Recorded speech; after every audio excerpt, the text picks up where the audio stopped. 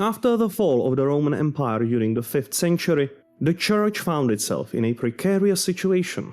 The old city of Rome was conquered and plundered multiple times, and the papacy was surrounded by hostile Germanic tribes, many of them of pagan or Arian faith. Of course, the logical way of how to proceed when Western Roman institutions were not functioning anymore was to turn eyes towards the East, towards the Byzantine emperors, who should theoretically be now responsible for the obligations of the Roman Empire. They should fulfill their duty to defend its people and restore order in the West. However, this has proved to be a vain hope.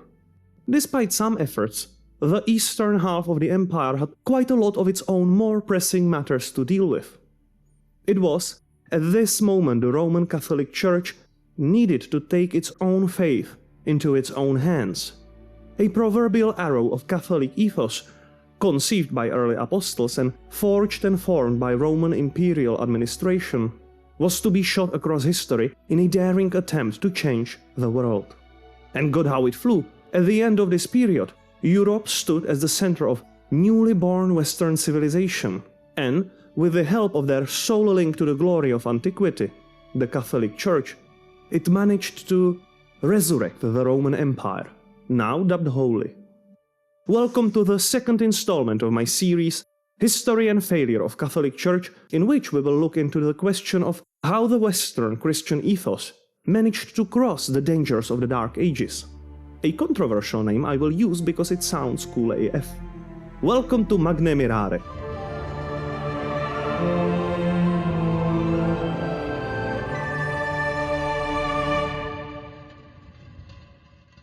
The term Dark Ages has become a somewhat contentious issue, and that's for many different reasons, some of them even sort of relevant.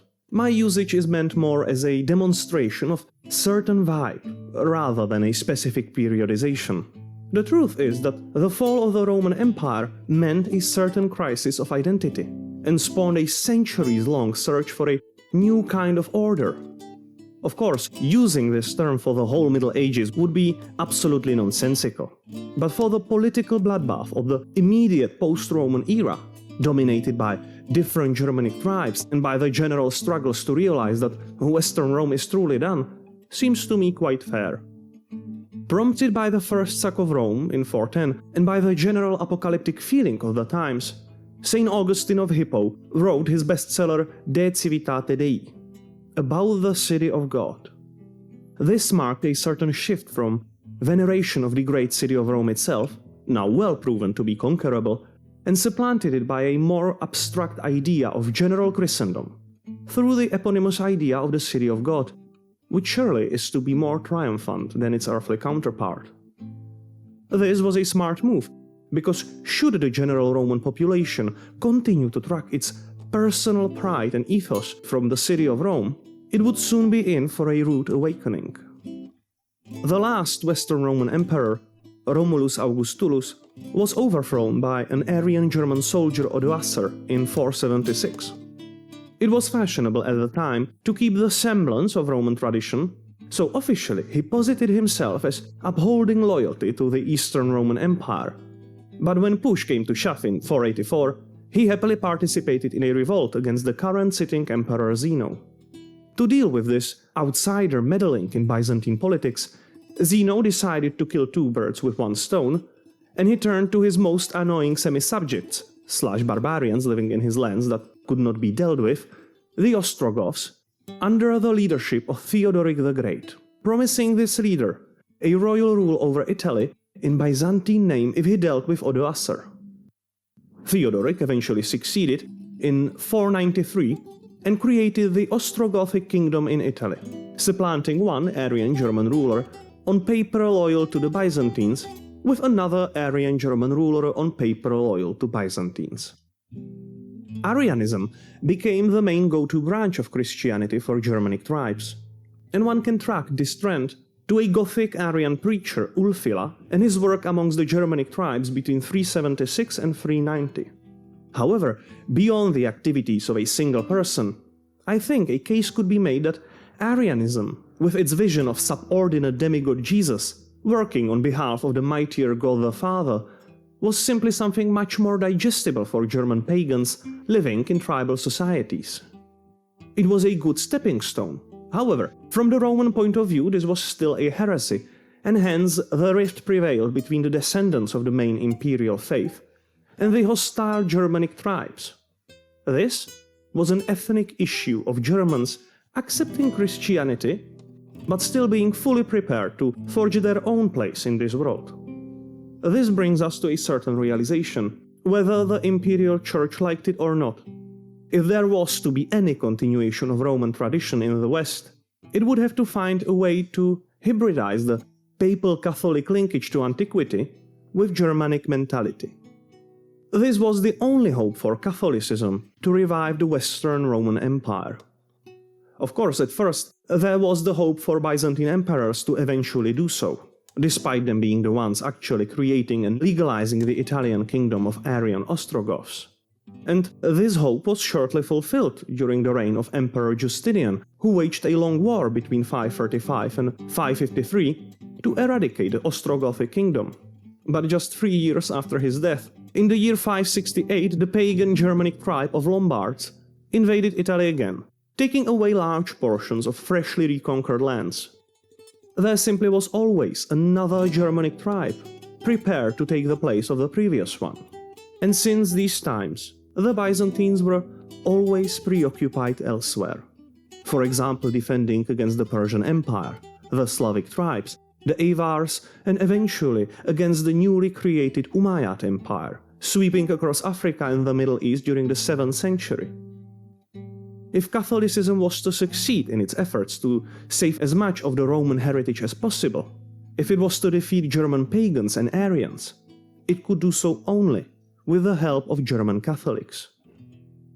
And precisely this opportunity opened itself in the far realm of up until now pagan Germanic Franks, under the rule of Clovis I. While Theodoric the Great was forging his Arian kingdom, his contemporary Clovis was the first to unite the Frankish tribes under one rule, founding the famous Merovingian dynasty. Despite Clovis himself being a pagan, the many successes of different Arian tribes started to feel like a reasonable fashion trend for aspiring German rulers. The theme of conversion was already open to debate. However, it was eventually the Nicene Creed as opposed to Arianism that was chosen by the Frankish realm. The canonical reason for this is that his wife, Saint Clotilde, was this kind of Christian. And let's be honest, fellas, this is sort of a good reason on its own. But I think we can identify another reason. Essentially, the place of the main guy was already occupied by Theodoric the Great, and if Clovis wanted to be taken seriously as another contender for the main guy position, it could serve as a nice sign of opposition in this dick-measuring contest to simply choose the other option. And so, for whatever mix of reasons, Clovis I underwent a Nicene baptism in the year 498, creating the first serious German ally to the papacy. This move has proved to be incredibly helpful both for the Merovingian dynasty and for the Germanization of up until now Roman Catholicism, because it helped to sway the urban Roman population on the side of this German ruler. Suddenly, a German king was not at odds with a productive and educated urban population. And moreover, this enabled a close cooperation between Frankish rule and the ever-present web of capable Catholic bishoprics. This is mutually incredibly beneficial. The bishoprics and clergy in general acquired royal protection while fulfilling their own higher goals, and the king got administratively capable servants who were not tied by annoying dynastic politics. Essentially people capable of running the realm on day-to-day basis without needing to conquer new land every few generations just to divide it between the inheriting brats. However, to be realistic about it, this was just another stepping stone in the successful hybridization of Catholicism and Germanism. The Frankish Church was a part of a larger Roman organization only in ideal. The churches and monasteries were unapologetically run as a royal property. Bishops and abbots were appointed by the king himself, and this became a nice way through which the Frankish aristocracy could deal with spare heirs, giving them a reasonable career while eliminating them from the mess of familial politics. And what a mess it was, do not get any wrong ideas. The Merovingians and Franks in general were bloodthirsty barbarian gangsters, routinely kinslaying their way to power and financing their existence through pillaging and conquering. Catholic conversion was a political maneuver, setting them apart from the rest of similarly barbaric Germanic tribes, but to absolutely change their ways in a short time frame was of course impossible. For the Roman Church, this meant getting their foot in the door. It was just beginning of a long and arduous process to actually make Germans behave like civilized human beings. In this mess of a broken continent, the Catholic Church, thanks both to strong spiritual ideas and to the institutional preparation originating in the efforts of the Roman Emperor Constantine, proved to be incredibly resilient, dynamic, and capable. As the sole Western inheritors of the Roman tradition of this thing called civilization, they had a clear overarching ethical goal: to rebuild what was lost and make it better through the light of their new, charitable, pro-social, and ambitious faith. Of course, this needed to be done through a slow process of instilling the Christian values into the German population. But in the long run, it did not matter that for Merovingians slavery or pillaging was common. As they were more and more dependent on clergy administration, they were more and more reformed through the growing influence of ethically minded individuals. Merovingians may have chosen Catholicism as a political ideology, but nonetheless, every single one of their brutal successes that could be mythologically tied to their religion strengthened the weight of its ethical demands, eventually resulting in shift from slavery to serfdom and from pillaging to taxation. To achieve this development, the Church needed to be proactive. And here I think it is fair to say that the greatest ingredient of its success in changing this primitive, brutal landscape into an ethically functioning civilization was a profound thing called colonization mentality. No, not this one yet. This one. Monastic colonization. The origins of monasticism are of course incredibly deep. There were always those born with shamanic spiritual predispositions, who were sort of fed up with whatever was their current larger society, so they would separate themselves and would live in small ascetic communities of hermits, contemplating the divine in humble solitude. As opposed to these original communities, the Western Catholic colonization mentality has put together a completely different vision of what a monk should be. It redefined him from an inward-focused hermit into a well-organized, humble worker, prepared to undergo whatever hardship necessary in quest to claim the wilderness and change it into a prosperous, self-sustaining machine of innovation and education, called a monastery. The so-called father of Western monasticism is Saint Benedict of Nursia, a contemporary both to Theodoric the Great and to Clovis I. From him originates the Rule of Saint Benedict, which was at first a manual on how he wanted to organize his own monastery of Monte Cassino. But after this monastery was sacked by Lombards around the year 580, the fleeing monks spread across Europe, taking the idea of their organization everywhere they went. This rule resulted in the very telling motto of the Benedictine monastic order: Ora et labora, pray and work. This has put working and actually being useful to society on the same level as contemplation and spirituality. Benedictines soon became the absolute MVPs of the Civilizing Mission. Just imagine that you are a mere lowest of peasants living in some god-forsaken part of the forest, and suddenly here comes a group of magicians telling you that they were sent here by some important people to take care of the forest. And you watch as these people, possessing profound skills and knowledge in technology and crafts, build a functioning stone monastery and get rid of the forest altogether, changing it into a self-sustaining prosperous location, where they are developing new beer brewing techniques. Suddenly your own children are becoming an integral part of the local economy, and the youngest one would even like to become a monk, so that he can start doing that thing with beer. Elsewhere, a very specific and also important in our story is the case of insular monasticism happening on the British Isles. First Christian communities were already established in the 4th century as part of the Roman civilization, but it took a little bit more time for people like St. Patrick, St. Columba of Iona, or St. Augustine of Canterbury to spread it between the native Celts and to become native Anglo-Saxons. Combination of Catholic colonizing mentality and the resilience of Celtic people created this striking mixture, resulting in such beautiful works as is the Book of Kells. Here I would like to recommend you to watch a beautifully animated movie, The Secret of Kells, which concerns itself with this cultural hybridization, and also it has a really cute story. One of the results of this mix were these fortified tribal monasteries, which sort of started to replace the local clans and chieftains.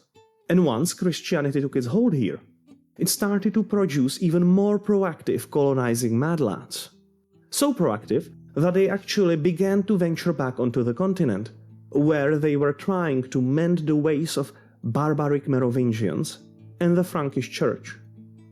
By the end of the 6th century, Irish missionary Saint Columbanus, which is a different guy than already mentioned Columba of Iona, wrote his own monastic rule and began traveling throughout the Frankish and Lombard lands, founding monasteries left and right, eventually settling in Bobbio Abbey in Italy. However, an even more important figure for our grand story is the Anglo-Saxon saint Winfried Boniface, the apostle to the Germans, a guy who put the wheels into motion to topple the whole Merovingian dynasty and caused its replacement by a more suitable candidate. By the 8th century, the Merovingians became a husk of its former self. As usual, this was thanks to the fact that dynastic politics are incredibly corrosive for trust in society. Blood does not choose for merit, so a second round consisting of kinslaying is needed to substitute true skill with at least capable ruthlessness. However, this weakens the whole dynasty, rendering it incapable of cooperation, and leaves it vulnerable to the power of the newly rising aristocracy. So to supplant the failing power of the royal household, another office needed to step in to actually administer the realm. And this office was represented by the title of Mayor of the Palace, a sort of household manager responsible for things not falling apart. And since the year 715, this position was filled by none other than Charles Martel, the Hammer, a celebrated hero and a fierce warrior who, amongst other things, stopped the Muslim invasion coming from the Iberian Peninsula. A second pillar of Frankish authority, an association with the church, was also as wobbly as the Merovingian throne. It lost any but the most shallow connection to Rome and its tradition. Frankish church was this disorganized, stagnating mess, serving the whims of its incompetent Merovingian overlords. Two things were certain. If Frankish lands were to prosper, they would need new leadership, and the administrative and ethical functions of the church needed to be restored through strong ties to the authority of the Roman bishopric. And here enters one of the most important figures of this history, Anglo-Saxon missionary Saint Winfried Boniface. This incredibly capable man began forging an alliance between the popular and merciful Charles Martel and a series of saintly popes. Between 718 and 738, he traveled to Rome 3 times, securing personal recommendations from popes Saint Gregory II and Saint Gregory III, as well as appointments to the positions of archbishop and apostolic legate for German lands, with the goal of reorganizing the Frankish church from the ground up. This initiative was well received by Charles Martel himself, who aided in this endeavor and provided Boniface with legal documents, making his work supported both by the papacy and the mayor of the palace. Boniface succeeded and forged a firm alliance between the family of Charles Martel and the papacy. An alliance so strong that it would survive for for a few generations. And perhaps it was so because Charles took some good lessons from the bad Merovingian example and prepared his children, Carloman and Pepin, for this task. Their own ties to the papacy were actually so strong that Carloman later left his inherited position to become a monk in the already mentioned monastery of Monte Cassino, founded by Benedict of Nursia, and also a place from which Boniface himself recruited multiple of his sidekicks. This left the next generation, now represented only by Pepin, later called Short, to be void of dynastic conflicts, and Pepin himself could take the position of the mayor of the royal household and continue to build on his father's vision. A grand triumph was eventually achieved when a deal was struck between Pepin and the Saint Pope Zacharias. Even though Pepin had no claim through his blood on the Merovingian crown, if the Pope and the whole newly reorganized Frankish Church had stood by his side, he could claim it through divine authority.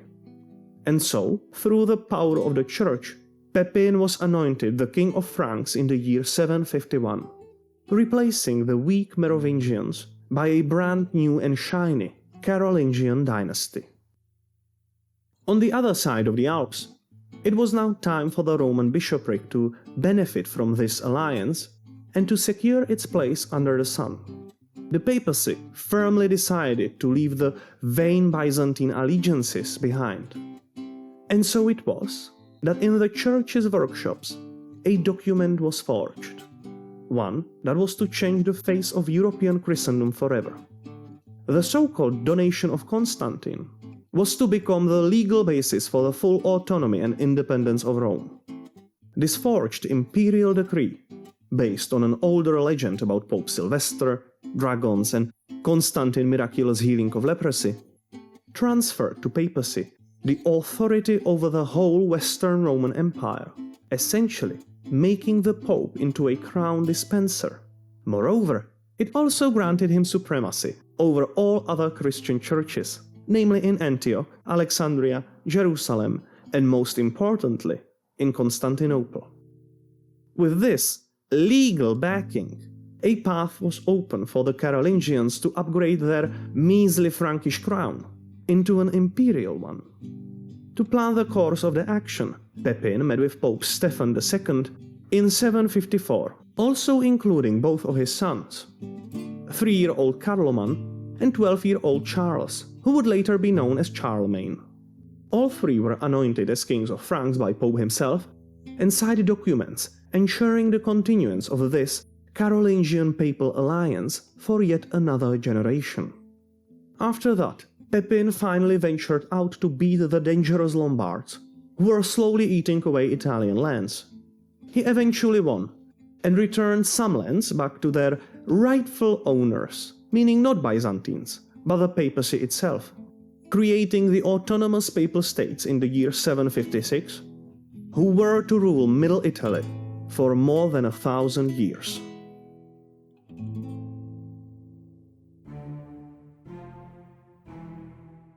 Pepin died in 768, and his land was split between his sons. It already looked like another idiotic dynastic war was to destroy all previous efforts. However, conveniently, Carloman died just 3 years after his death, leaving Charlemagne as the single ruler of the reunited lands. A neat idea which took surprisingly long to actually take hold.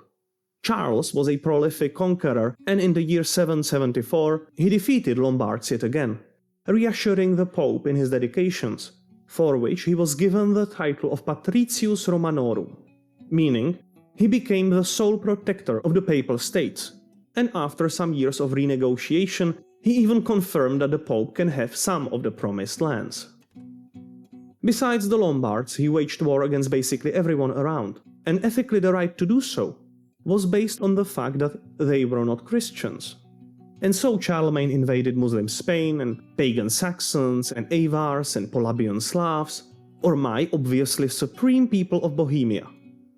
In this vision, Western Christendom was conflated with being part of the Frankish Empire, in the same manner as being Christian and being Roman was conflated by the end of the Roman Empire. I think it's this Germanic bellicose precedent that later gave rise to the Crusades. As far as domestic matters go, Charlemagne's united empire, strongly linked to educated Christian elites of the papacy, created what we call the Carolingian Renaissance. For the first time in few hundred years, peace, order, and prosperity was achieved. Mainly because the blobbing Frankish Empire was void of large dynastic conflicts for 3 generations and counting, and waged its wars of aggression elsewhere. Charlemagne's vision of the imperial church was basically the same as during the Merovingian dynasty. He still appointed his bishops, called councils, and made clergy into his own personal administration. The important difference, however, was that Charlemagne was probably a sort of virtuous and capable individual with higher goals, and he also cared for his alliance with the papacy.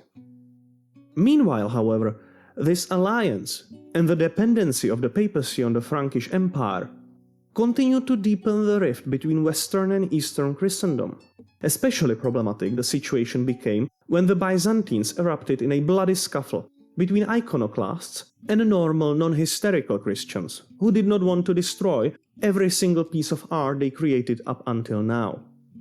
The struggle was finally to end with Empress Irene, a lovely woman who later blinded her own son. She called the Seventh Ecumenical Council, Second of Nicaea, in the year of 787 to deal with the issue and stop iconoclasm for good. But you know what? She did not invite Charlemagne. So he started a dick measuring contest, calling his own council in which he opposed the results of the previous one. And funnily enough, this council did not possess correct translations of the results from Nicaea, so it argued against completely non-existing decisions. While this was not yet an official departure of the West from the East, it is very telling that the Seventh Ecumenical Council is the last one respected by both sides of Christianity. To add an insult to injury, the papacy itself was sort of shocked that Irene, a woman, became a Byzantine ruler. This was, of course, a preposterous idea, so the Saint Pope Leo III started to behave like the Byzantine Empire de facto dissolved itself and replaced the name of the emperor in liturgical prayers by Charlemagne's. Eventually, Leo found himself in a bit of a pickle when his rivals tried to kill him in 799 and was saved by the forces of Charlemagne, who eventually went to Rome himself to deal with the issue personally. He cleared Leo's name and was given a surprise gift of the Roman imperial crown on Christmas in the year 800. It took Byzantines 12 years to acknowledge that Charlemagne can have at least the West for himself, which gave him a nice winter of his life, and he could die a very successful man in the year 814. Thankfully, 3 of his oldest sons, Pepin, Charles and Pippin, died in short succession just before Charlemagne, and so the realm was kept together for another generation under the rule of the youngest son Louis, later known as the Pious, which you can translate as a nice guy but sort of useless. Throughout his life he fought several dynastic wars, many with his own entitled sons, unable to keep the realm together. Eventually, the inability to have a functioning family killed 4 generations of efforts to rebuild the Roman Empire. And so, the empire was to dissolve, as is deserved for any organization that bases its inheritance on "you take this half because you are my kid." With yet another fall of an empire, the papacy had a very narrow window of preparing itself for yet another post-imperial chaos. Since the donation of Constantine was such a hit, around the year 850, probably in the bishopric of Rheims, another series of fraudulent documents was forged. These are called pseudo-Isidore decretals, and served as a legal basis for a large increase in autonomy and immunity the bishops had in relation to the temporal power. And since these documents backed their claims with papal authority, they, inadvertently, gave much more power to the papacy itself. During this narrow window, the saintly Pope Nicholas the Great managed to throw around some weight before the fall of the united protecting empire took its hold. For our story, a remarkable plot point is his conflict with Byzantine Patriarch Photios, during which he called the Eighth Ecumenical Council, the first which is acknowledged as ecumenical only by the West, where he excommunicated his counterpart in Constantinople. The situation sort of calmed down later on, so hold the horses, we are not yet officially breaking the church, though it certainly cannot be called united at this point.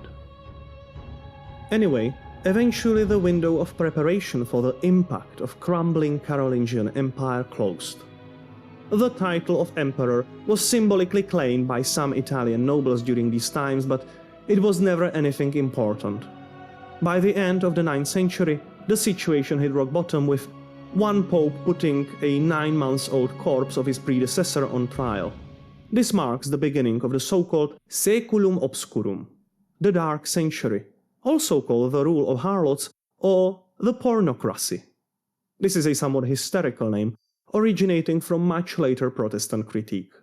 Nonetheless, for almost 100 years, the papacy itself became an object of yet another series of dynastic squabbles, now between Italian aristocratic gangs named Teofilacti and Crescenti.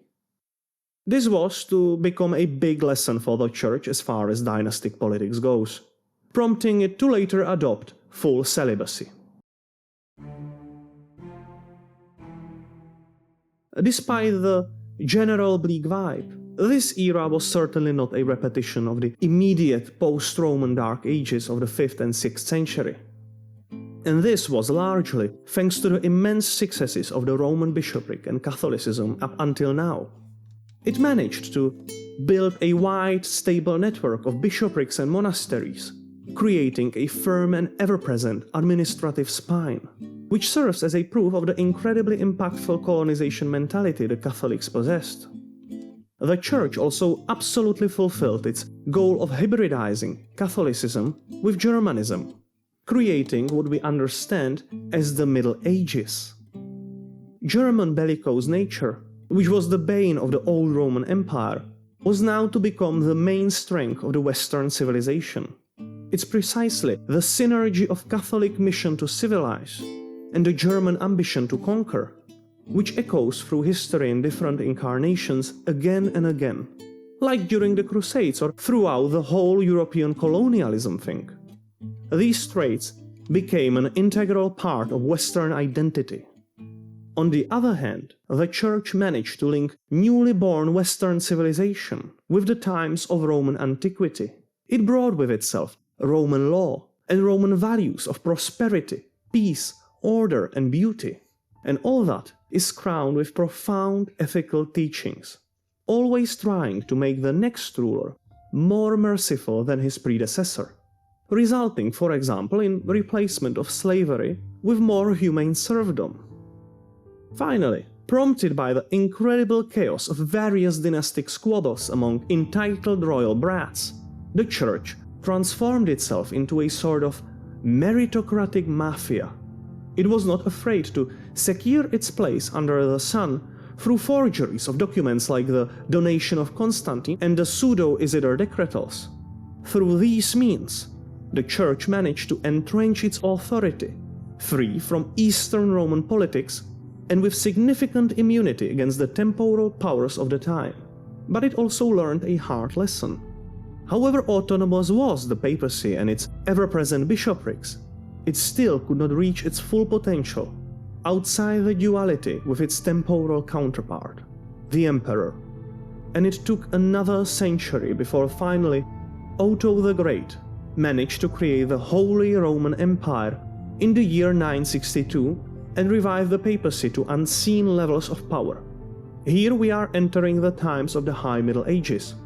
I would even say that these times are the main triumphant climax for the Catholic papacy, which managed to bridge the treacherous winds of the Dark Ages. But the story of this triumph is for the next chapter. So thank you for watching, and I hope you join me next time on Magne Mirare.